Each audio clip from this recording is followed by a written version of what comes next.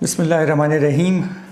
آج کے شمارے میں آپ سے جو بات چیت کروں گا وہ ہندوستانی وزیر اعظم نریندر مودی کا جو وزٹ ہے لیہ، اس کے بارے میں کروں گا۔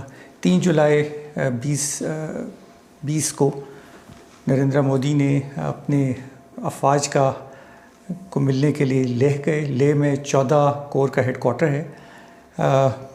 جتنی مار ہندوستانیوں نے گلوان کی وادی میں کھائی، یہ جو ان کے وزیر اعظم کا وہاں کا جو دورہ تھا، اس کا مقصد یہ تھا کہ اس کا جو زخم ان کو لگا اس کو کم کریں۔ تو یہ بہت زیادہ سٹیج مینیج تھا۔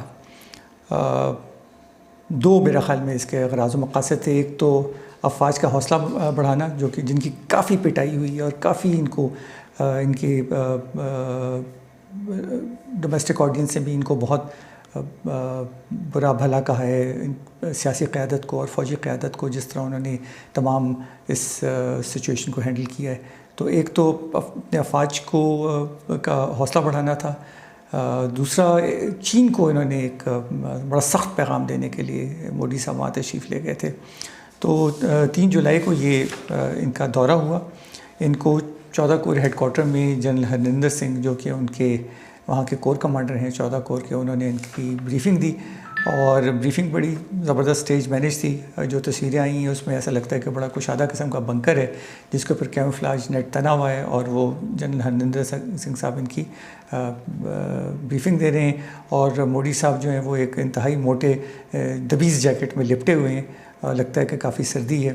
اور پھر وہ اپنے سپاہ سے ہی ملے، جو کہ سوشل ڈسٹنسنگ کر کے ان کو بٹھایا ہوا تھا کرسیوں پہ الگ الگ دور دور، اور میں تصویروں میں دیکھ رہا تھا کہ 1-2 کے پیڑ تو کافی بڑے ہوئے تھے۔ مجھے نہیں لگتا کہ یہ وہ فوجی ہیں جو گلوان میں لڑے ہوں، یہ ضرور کوئی لاجسٹک یونٹس کے ہوں گے جو آرام سے پیچھے بیٹھے ہوتے ہوں گے اور کھاتے پیتے ہوں گے۔ اس کے علاوہ وہ ایک ہسپتال کے دورے پہ بھی گئے، اور ہسپتال کا دورہ بھی انتہائی درجے کا سٹیج مینیج تھا۔ بڑی خوبصورت چادریں بچھی ہوئی تھیں اور لوگ بڑے تن کے بیٹھے ہوئے تھے۔ ایسا لگ نہیں رہا تھا کہ یہ ان کی پٹائی ہوئی ہے، یا ان کو کوئی سائیکلوجیکل ان کو کوئی اثرات ان پہ مرتب ہوئے ہیں، اور تن کے بیٹھے ہوئے تھے۔ صاف ستھری چادریں، لال کمبل وہاں پڑے ہوئے تھے، اور ان کے جو مرہم پٹی بھی ہوئی تھی وہ بھی ایسے لگتا تھا جیسے بالی ووڈ فلموں میں ہوتی ہے کہ جی ماتھے پہ زخم لگا دیں اور اس کو پٹی باندھ دیں اس جگہ پہ۔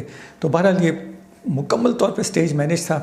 اور پھر وہ آگے بھی گئے۔ نیمو ایک جگہ ہے جو فارورڈ پوسٹ ہے ان کی، جہاں وہ انڈو ٹبیٹن پولیس فورس کے لوگوں سے ملے، ایئر فورس والوں سے ملے، آرمی کے جوانوں سے ملے، اور انہوں نے تقریر کی، اور تقریر بڑی گھن گرج والی تھی۔ انہوں نے کہا کہ یہ آپ لوگوں نے بڑا زبردست مقابلہ کیا دشمن کا، اور آپ کے بہادری کا گواہ ہے نہ صرف یہ علاقہ گلوان کی وادی بلکہ کارگل اور جگہوں بھی انہیں لپیٹ دیں کافی ساری، اور ہم چین کے جو ایکسپینشنسٹ ڈیزائنز ہیں ان کو ختم کرنا چاہتے ہیں، یعنی اپنے پھیلاؤ کے جو ان کے عزائم ہیں ان کو ختم کرنا چاہتے ہیں، اور ان کا ہم خاتمہ کریں گے۔ اس قسم کی انہوں نے بات کی۔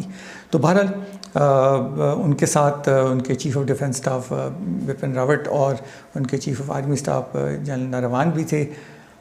تو اس کا فوری طور پہ رد عمل چین میں ہوا۔ انہوں نے کہا جی ہم بالکل، ہمارا کوئی اپنا پھیلاؤ، غیر ضروری پھیلاؤ کا ہمارا کوئی ارادہ نہیں، ہم صلح جو اور امن پسند قوم ہے، اور یہ ہمارا علاقہ تھا لائن آف ایکچوئل کنٹرول تک جو ہم نے لے لیا ہے جہاں یہ ہندوستانی گھستے آئے تھے۔ تو انہوں نے بڑے اس کو دھیمے انداز سے اس کا جواب دیا، کوئی مودی کی گھن گرج والا جواب نہیں دیا۔ تو اس کے بعد جو میں آپ سے بات کرنا چاہتا ہوں وہ یہ کہ یہ بھی خبریں آ رہی ہیں کہ ہندوستان کو 7 رفیل جہاز جو ہیں جو فرانس سے وہ لے رہا ہے وہ ملے ہیں۔ تقریباً 36 جہازوں کا معاہدہ ہوا ہے فرانس سے۔ پہلا بیچ جو تھا وہ مئی 2019 کو مل گیا تھا ان کو، یہ بھی 7 طیارے ان کو ملے ہیں۔ تو یہ کوشش، اور یہ انہوں نے تقریباً یہ کہا ہے کہ یہ ہم نے ایمرجنسی ملی ہے تاکہ ہم اپنا فوجی کارکردگی میں اضافہ کر سکیں، کیونکہ آپ کو یہ بھی یاد ہوگا کہ فروری 2019 میں ہندوستان کی کافی فضا میں پٹائی ہوئی، ان کے 2 جہاز گرائے گئے، ان کا ایک ہوا باز قیدی بھی بنا جس کو پاکستان نے خیر سگالی کے جذبات کے تحت واپس بھی کر دیا، اور اس نے ابھی نندن نے چائے کی بھی بڑی تعریف کی جو اس کو پاکستان نے ملی، اور اس نے یہ بھی کہا کہ پاکستان آرمی جو ہے فرسٹ ریٹ آرمی ہے۔ بہرحال انہوں نے اس خفت کو مٹانے کے لیے بھی اس کو سب سے اعلیٰ فوجی اعزاز سے نواز دیا۔ میرے خیال میں تو اس کو فارغ کر دینا چاہیے تھا فوج سے، کیونکہ نہ صرف اس نے پروفیشنلزم نہیں ظاہر کیا، اپنا طیارہ گرا دیا، یہاں نیچے اترا، پٹائی بھی اس کی ہوئی اور سب کچھ، اور بہرحال وہ خیر تعریف کر کے چلا گیا۔ تو دوسرا جو ہندوستانی میڈیا سے خبریں آ رہی ہیں وہ یہ کہہ رہے ہیں کہ جی چینی جہاز جو ہیں وہ اسکردو کے ہوائی اڈے پہ موجود ہیں، اور ہندوستان کے پاس اتنی استطاعت ہے کہ وہ 8 گھنٹے میں حملہ کر سکتا ہے اسکردو میں۔ مجھے سمجھ نہیں آ رہی کہ وہ 8 منٹ میں کیسے حملہ کر سکتے ہیں۔ ان کے خیال میں یہاں ہم لوگ ہاتھ پہ ہاتھ دھرے بیٹھے، ہمارا بھی پورا ایک اسکواڈن، لڑکا اسکواڈن وہاں موجود ہے، اور بڑی ہمارے ایئر ڈیفنس مستعد ہے وہاں، اور ساتھ یہ بھی انہوں نے ہندوستانیوں نے کہا کہ پاکستان نے 20,000 افواج کو وہاں اگلے مورچوں میں بھیج دیا ہے۔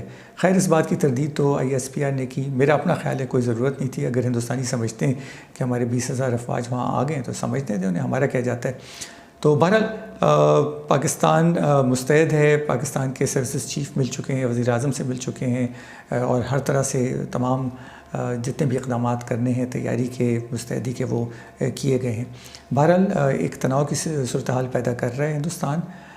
ہمیں گھبرانے کی ضرورت نہیں ہے کیونکہ ہم بھی مستعد ہیں، چینی بھی مستعد ہیں، اور نیپالی بھی ان کے خلاف ہیں۔ تو دیکھا جائے تو ہندوستان 3 اطراف سے گھرا ہوا ہے، اور کشمیری بھی جو ہیں وہ بھی بیچارے ایک شدید عذاب میں مبتلا ہیں، اور ان کی تمام تر ہمدردیاں اگر کوئی تھوڑی بہت بھی تھیں وہ ہندوستانی وفاق سے ختم ہو چکی ہیں، وہ ہندوستان کے ساتھ نہیں رہنا چاہتے۔